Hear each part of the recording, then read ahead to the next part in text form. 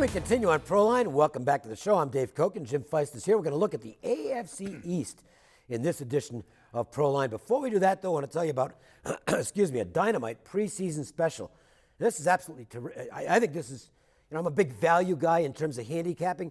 Well, in terms of buying picks, this is a fantastic value. The entire preseason, $19. That includes my NFL preseason game of the year. And I'm going to include a week of baseball as well. 1-855-472-2577. You can also get the same exact deal from Jim. $19, the entire NFL preseason game of the year, and a week of baseball. 1-855-472-2577. How about we do this? You get both. You don't have to make the choice. We'll make it for you. You get both Jim and myself $29. 1-855-472-2577. That's the entire NFL preseason and each of our NFL preseason games of the year, plus a week of baseball from each of us. No-brainer. That's a hell of a bargain. That's a good offer. Especially the way we kill it in preseason. Yep. Absolutely a hell of a bargain. All right. Yep. Now let's talk some football. Okay. And do we just concede this division of the Patriots every year?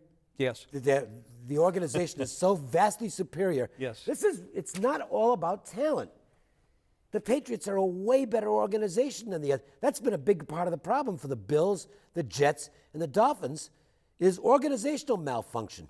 Now, we think that one of these teams might have finally figured things out and might be ready to start making a move up the ladder in the division, although the Patriots are still clearly the best team.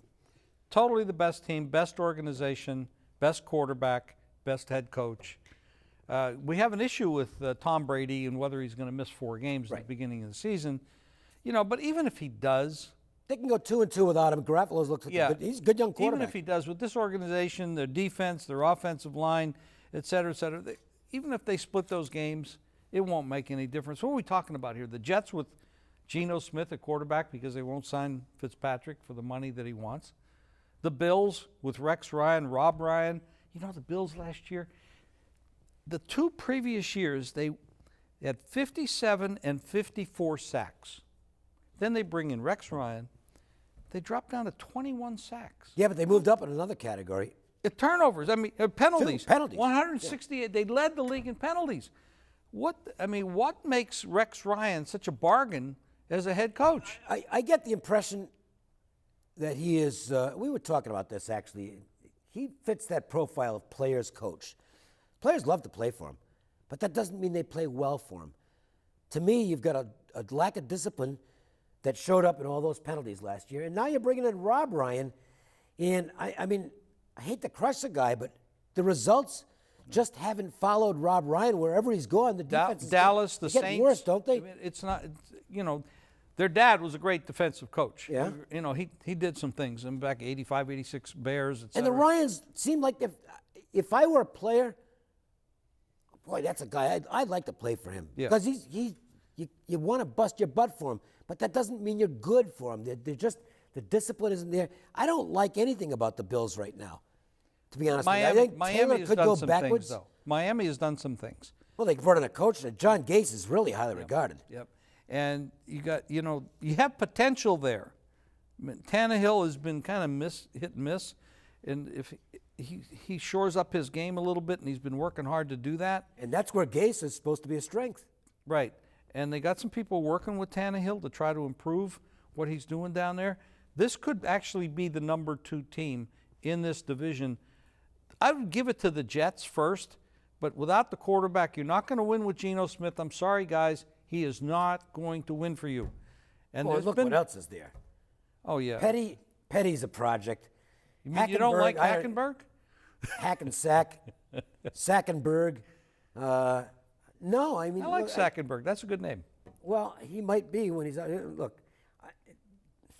He's not been doing very well in the OTAs, by the way. And the fact is, no matter what, you can cut it down any way you want. The fact is, he didn't get the job done at Penn State. No. If you remember all the hype that followed him when he arrived, he's going to be All-American.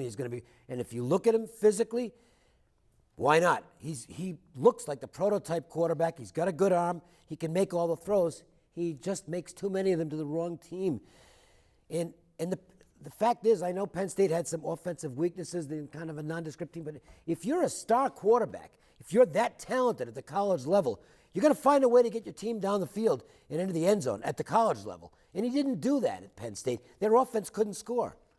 Some of these guys could actually develop if they had a developmental league, and they actually did that. Yeah. Because you give them 2-3 years in a developmental league, hard to say that, and they could come back as something. But these guys get thrown into the mix and lose their confidence because they're really not ready, and this guy's not ready. This team isn't ready. They're having revolts. They've had a couple guys sit out already because they haven't signed Fitzpatrick.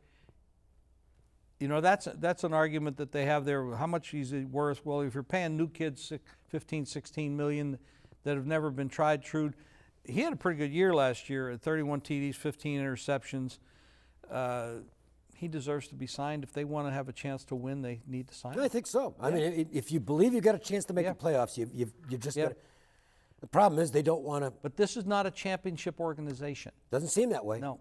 And none of these other This three is part are of the either. problem when there's, you've got, I don't know what phrase you want to use for the Patriots, but you've got perfection that you know going in each year, oh, there's those guys.